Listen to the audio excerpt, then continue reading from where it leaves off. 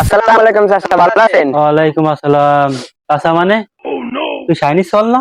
জি তুই চাইনিজ চাল আমার কোন গেলে তোর মনে হয় যে আমার তো চাচা লাগি। চাচা, ভুল হয়ে গেছে চাচা সাহেব, আপনার কি কব?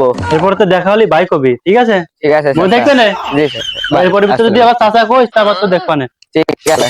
আজকে মতো মাফ করে দিলাম তোর। এখনকে সাল পালে রমি হয়েছে যে পথে ঘাটাতে মুরব্বী চলে এটা সম্মান করবি, কোনো সম্মান নেই। আমরা যেমন ছোট ছিলাম চাচা চাচা কইছি, ভাইয়ের ভাই কইছি, এটাই পারে না। ও সাদিয়া, দাঁড়াও, তুমি ভালো আছো? হ্যাঁ চাচা, ভালো আছি। তোমার যেদিনকে দিয়েছি সেদিন থেকে আমি তোমার প্রেমে পড়ে গেছি। আমরা প্রেম বিয়ে করিনি। দেখো চাচা, তুমি আমার বাপের বয়সী। আজকে যদি তোমার সাথে আমার বয়সী ছেলে থাকতে তাহলে আমি তোমার বলে বিটার বলতাম, বুঝেছো? এরপরে তো তুমি এসব কথা আর আমার কাছে কিন্তু বলবা না, তাহলে কিন্তু আমি আমার বাপের কাছে বিচার দেব। যাও তাহলে, এখন কি হয়েছে না, একবার না পারলে দেখবো শতবার। যাও তুমি। এই দিক যেহেতু এই বয়সে ওর দাঁত নেই, বিয়ে করতে পারলো। আমার তো দাঁত আছে, আমি বিয়ে করতে পারবো না কেন? সাদিয়ার প্রপোজ করলাম, সাদিয়া রাজি হইলো না। তোমার বলি অনেক রাজি হইলে না। ও সুমাইয়া, ভালো আছো? হ্যাঁ চাচা, আপনি ভালো আছেন? তো আছি ভালোই। কিছুদিন ধরে তোমার আমি ফলো করতেছি, আমার দেহ না আমার খুব পছন্দ হয়েছে। পছন্দ হয়েছে মানে? ভাই ভাই, তাল গাছে উঠে দিই আপনার, তাই আমার তো একটা গান উঠলো না। ছি!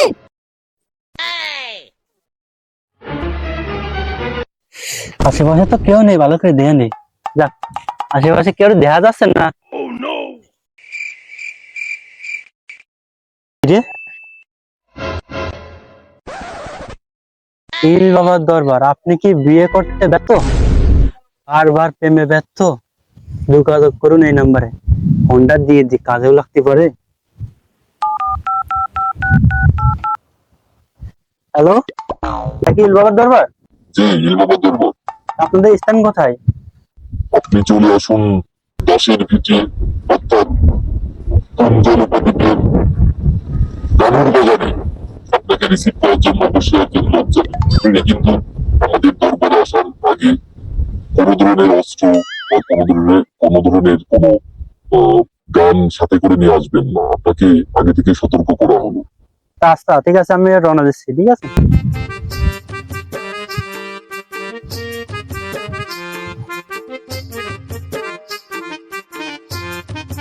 কোন জায়গা আলাদা? সামনে একটু আগে যাই দেখি ওরা কেউ আছে নাকি।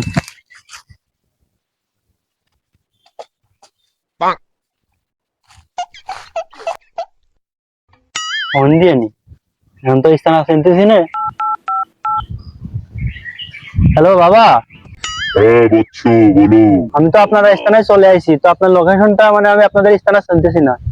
আমি আমার বৎসকে তোমার ধারে পাঠাচ্ছি, ও তোমাকে রিসিভ করে নিয়ে আসবে। সাবধানের সাথে চলে আসো বৎস, চলে আসো। আচ্ছা বাবা। ভয় পেও না বৎস, আমি তোমাকে নিতে এসেছি, বাবা আমাকে পাঠিয়েছে।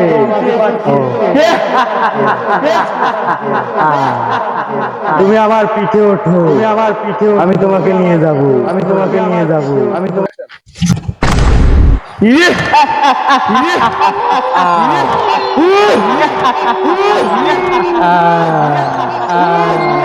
বাবা, আমি আপনার বৎসকে রেখে চলে গেলাম।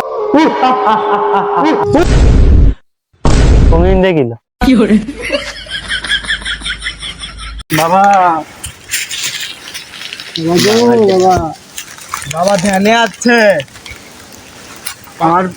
আমারই তো জানেনই আপনি বাবা, কি হয় না।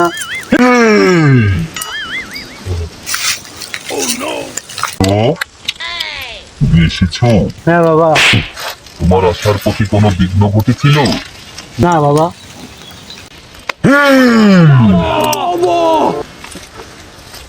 তোমাকে সঠিকভাবে পৌঁছে দিয়েছি বৎস। কি বাবা?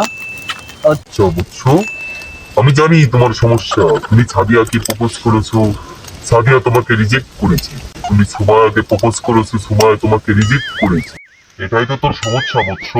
বাবা এটাই আমার সমস্যা। আপনি তো সবই জানেন বাবা, আপনি তো অন্তর্যামী, আপনি আমার এই সমাধান করে দেন।